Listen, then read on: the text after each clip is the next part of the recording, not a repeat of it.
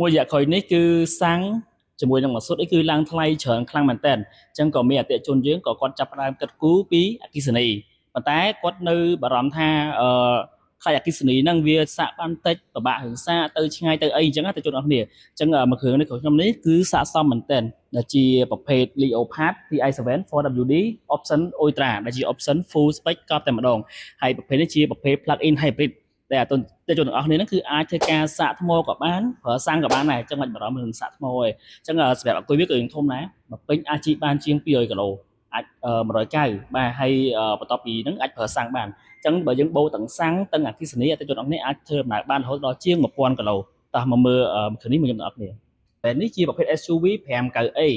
ដែលមកជាមួយនឹង option អី full spec តែម្ដងជាមួយនឹង option ultra តែជួបទាំងអស់គ្នាហើយបើយើងកន្លែងមើលរូបរាងគេមកផ្លែទៅស្តៀងជាមួយនឹង Defender ពីបែបជ្រុងជ្រុង Adventure Off Road អញ្ចឹងអានេះប្រភេទមើលមកដូចអញ្ចឹងមែនតែ comfortable ខ្លាំងមែនទែនហើយបើ safety វិញធានាថាមកសុវត្ថិភាពពេញតែម្ដងដូចអតិថិជនបានឃើញអញ្ចឹងមកជាមួយនឹងកាមេរ៉ារហូតដល់12គ្រាប់បើយើងគិតជាដេក្រេង540ដេក្រេងមកជុំវិញឡានមកមើលទាំងអស់ទាំងខាងក្រោមនេះទៀតបាទជាមួយនឹង Leica ចាប់ប្រឡងផ្លូវចាប់អូតូប្រេកអីគឺខាងលើនោះមក full spec full option តែម្ដងតោះយើងមកមើលផ្នែកចំហៀងម្ដងមកជាមួយនឹងប្រភេទយ៉ាន20អ៊ីងសូម្បីតែរិមគេនេះក៏ធ្វើ design ចេញមកបែបយើងថាមមបាទ off road adventure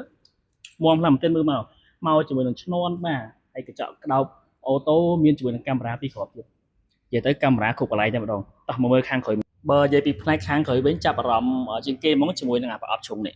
ប្រភេទ Adventure គឺមើលឃើញអាហ្នឹងគឺស្អាតខ្លាំងមែនទែនមកជាមួយនឹង logo Leopard នេះមានភ្លើងជុំវិញក្រហមទៀតហើយពណ៌ក្រហមតំណាងឲ្យ performance អានេះមិនមែនតែគ្រាន់តែជាការ design ឲ្យស្អាតណាតែជនអរគ្នាវាមាន space ដាក់បានដែរបាទកន្លែងនេះអតិថិជនអាចបើកបានមានបូមអញ្ចឹងយើងអាចដាក់អ្វីបានក្នុងនេះបន្ថែមទៀតគេក៏បានប្រាប់ថាដាក់បានជាង3គីឡូបាទតោះទៅមើលផ្នែកខាងក្រោយ space ខាងក្រោយកន្លែងបើកគេប្រភេទ Land Adventure គឺអញ្ចឹងទៅជនអរគ្នាវាបើកមកបែបទៅហៀងអញ្ចឹងបាទហើយខាងក្រោយធំទលាយដាក់អ្វីបានច្រើនមែនតើមាន space ខាងក្រោមបន្ថែមទៀតផ្នែកខាងក្នុងគឺមានសភាពធំទលាយបាទដោយសារតែជនដឹងហើយនេះខ្ញុំឆែកមើលទៅគឺ5ម៉ែត្របាទអញ្ចឹងឡងវាបែបវិញខ្ទង់ចិត្ត3ម៉ែត្របាទអញ្ចឹងទលាយកដាលហើយកៅអីខ្ញុំពងអង្គុយនេះគឺមានសភាពទន់មែនតើហ្មងទន់ស្រួលអង្គុយហើយមានមុខងារម៉ាសាក្តៅត្រជាក់ជាមួយនឹងប្រព័ន្ធនៃច្រើនខាងមែនតើ safety បាទ speaker 20គ្រាប់ពេញ wireless charge 50W សាកលឿនហើយទូទឹកកកអានេះដាក់ដក6គឺត្រជាក់ខ្លាំងមែនតើអាចខ្លះសេអីញ៉ាំបានបាទហើយជាមួយនឹងចកលគេបាទធួរឡងសួរប្រើប្រាស់មែនតើអានេះ